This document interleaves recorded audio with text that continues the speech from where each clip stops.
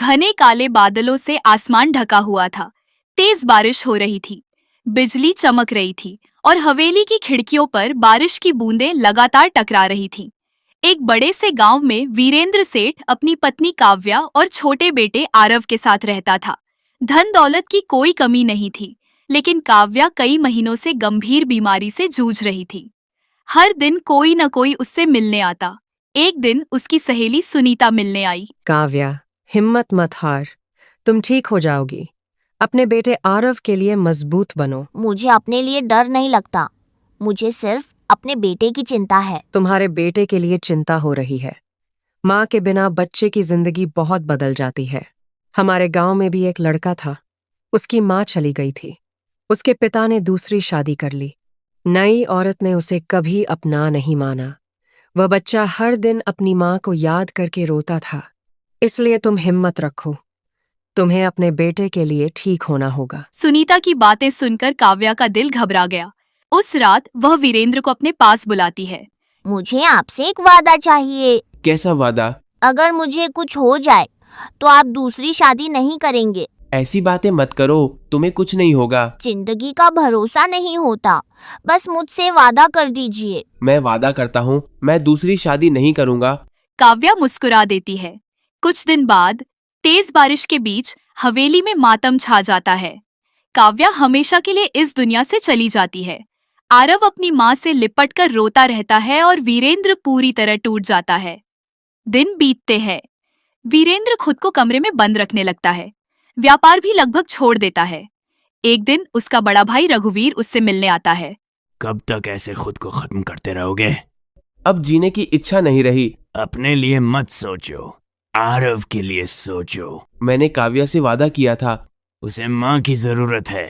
कभी कभी बच्चों की खुशी सबसे बड़ा वादा होती है। अगर तुम ऐसे ही टूटे रहे तो आरव भी अकेला पड़ जाएगा।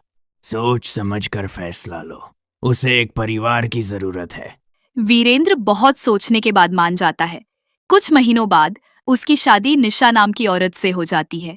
शुरुआत में निशा आरव के साथ बहुत प्यार से रहती है, लेकिन धीरे धीरे उसके व्यवहार में बदलाव आने लगता है। एक दिन बारिश रुकने के बाद आरव खुशी खुशी उसके कमरे में जाता है। माँ, देखिए, मैंने आपके लिए फूल तोड़े हैं। निशा गुस्से से उठती है। रुक जाओ, मुझे माँ मत कहना।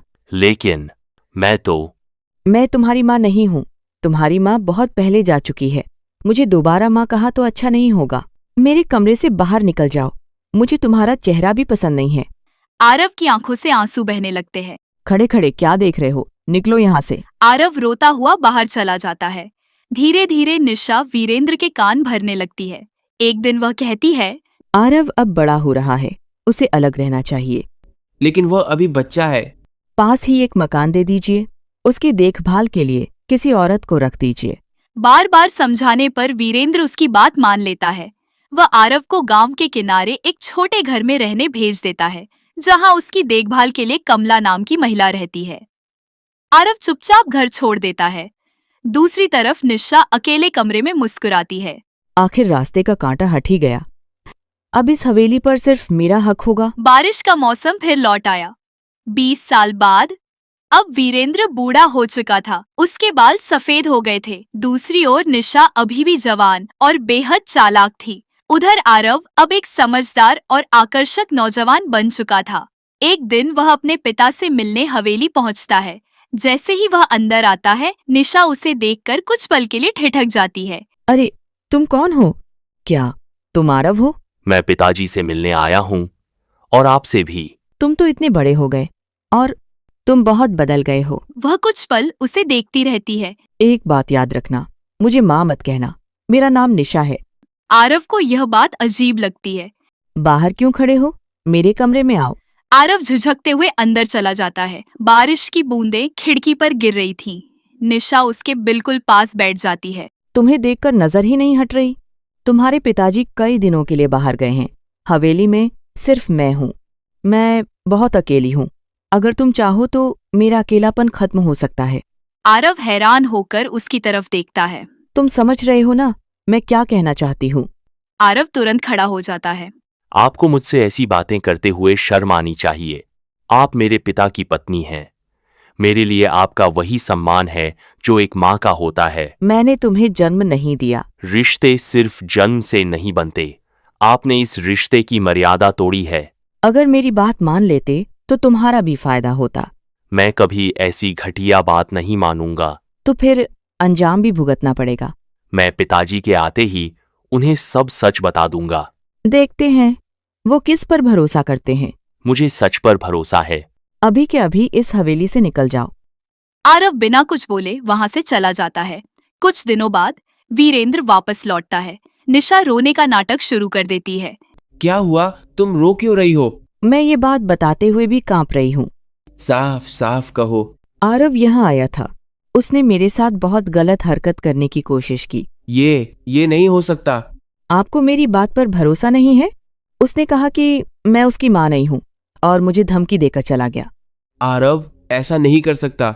वीरेंद्र का चेहरा गुस्से से लाल हो जाता है। वह तुरंत अपने आदमी को बुलाता है। अभी जाओ, आरव से कह दो कि वह हमेशा के लिए यह गांव छोड़ दे। कुछ देर बाद वीरेंद्र का आदमी आरव के घर पहुंचता है। मालिक का आदेश है, तुम्हें अभी इसी वक्त गांव छोड़ना होगा। क्या? पिताजी ने मुझे बुलाया भी नहीं। मुझे सिर्फ संदेश देना था। आदमी चला जाता है। आरव अकेला बैठ जाता है। बाहर फिर तेज बारिश शुरू हो जाती है। आरव अपने आप से, बचपन में माँ चली गई, फिर घर छूट गया। अब पिताजी ने भी बिना मेरी बात सुने मुझे छोड़ दिया। शायद मेरी किस्मत में अपना कोई नहीं लिखा। वह आंसू पोंछता है। अगर यही उनकी इच्छा है तो मैं यह गांव छोड़ देता हूँ। बारिश में भीगता हुआ आरव हमेशा के लिए गांव से निकल जाता है।